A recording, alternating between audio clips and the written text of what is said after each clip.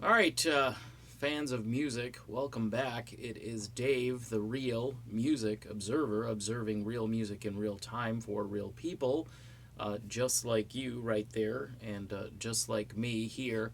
Um, Super Bowl Sunday. Yesterday, some folks sent me some links, and I didn't get to it right away about the Fleetwood Mac show that happened on February 1st in Denver. Uh, some dude reviewed it.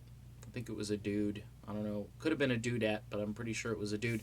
I'm not going to mention any names of people because I've done that in the past and gotten into a whole bunch of trouble because I started to uh, tell it like it is, and then that person started to troll me, and then they started to insult me and calling me a coward and so forth. And it was like, okay, well, since then, though, I've taken their terminology like casual chemistry and fresh energy and kind of incorporated it into some of my videos and the occasional Twitter post about the situation. Let me tell you what was really strange about this review. It focused primarily on what was happening around this person. Okay, uh, people who wouldn't stand when they were supposed to stand during the show, people who wouldn't sit, and then people who are kind of caught in between. This person apparently didn't know if he should sit or stand or what his what he was supposed to do. Really strange. He spends a lot of time talking about how like Gen X can't get along with the baby boomers and all of this weird cultural stuff. There was even some political stuff thrown in, like the current political climate is causing chaos at the Fleetwood Mac show. He did, I think, mention that the band moved the audience. Apparently, they moved them so much that there was chaos. That was the only thing I took away from it. Uh, this whole tour has been riddled with bizarre commentary, whether it's about the band, about their surroundings.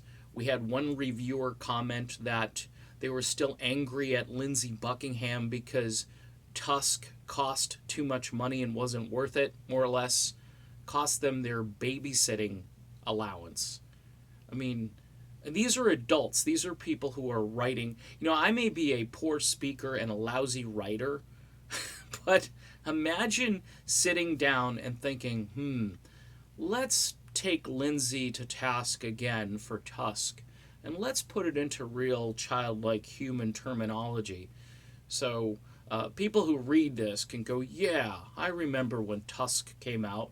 Um, as far as like the actual concert in Denver, we hear that there was a cover of Free Fallin', right? Like we hadn't heard about that before. And it seemed like the concert itself was more or less just kind of like a superficial thing that was happening in the midst of this cultural meltdown that was occurring around this guy. So we really didn't learn too much about the way Mike Campbell performed in his role. We didn't really learn that much about how Neil Finn uh, managed to sing and so forth. We didn't hear much about Stevie Nicks. We didn't hear that much about Mick Fleetwood. Um, Folks, if this is where we're at when it comes to concert reviews, number one, we need better concert reviewers. This guy, I think, was like 40 years old. I'm going to suggest that maybe they get someone 50 or older. That's what I would think. Um, Yours truly, just let you know, I'm 50 or older. Just throwing that out there. The reason I say that is it's like these guys are sent out on an assignment to cover something, and they come back with, yeah, they played the hits and they did a cover of Free Fallin', and the people around me wouldn't sit down. Okay, that's not a lot of information. and it's not really helpful for somebody who's trying to either critique the band without Lindsey Buckingham or to kind of say, hey, these guys they're great without Lindsey, and here's why.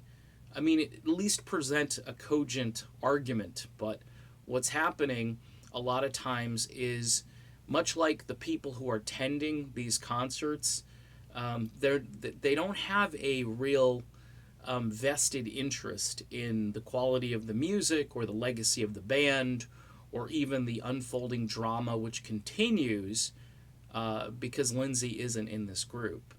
I mean, daily you can go on Twitter and see some folks that are quite flustered with the lack of concern and this sort of, hey, we've all moved on, you should move on too, don't worry about it, it's just music. And yeah, I can relate to some of that, but if you're going to review the show, tell us what was good, tell us what moved the audience, don't tell us who moved you in your section because nobody was being, cordial or they had this huge lack of decorum. That's all kind of like you kind of made the story into something other than reviewing a concert. And maybe you did it on purpose because you just didn't have enough info and you didn't have enough interest in the show, so you thought people might appreciate this weird backstory that you told. I mean, pretty much anybody who goes to a concert today can tell you a story about getting into the arena, standing in line waiting for a t-shirt or a beer, or just people watching and seeing some of the strange things that you might actually see at a concert. So what did we learn from this review? Pretty much nothing. And that's why I was a little bit hesitant to comment on it, but I had some people say, hey, this dude out in Denver, he just reviewed the audience. He didn't really even review the show. And I guess that's where we're at with this brand new, casual chemistry, fresh energy Fleetwood Mac. And yes, rumors cost way too much money. All right, done. See you soon. I'm sorry, was Tusk. Tusk cost too much money.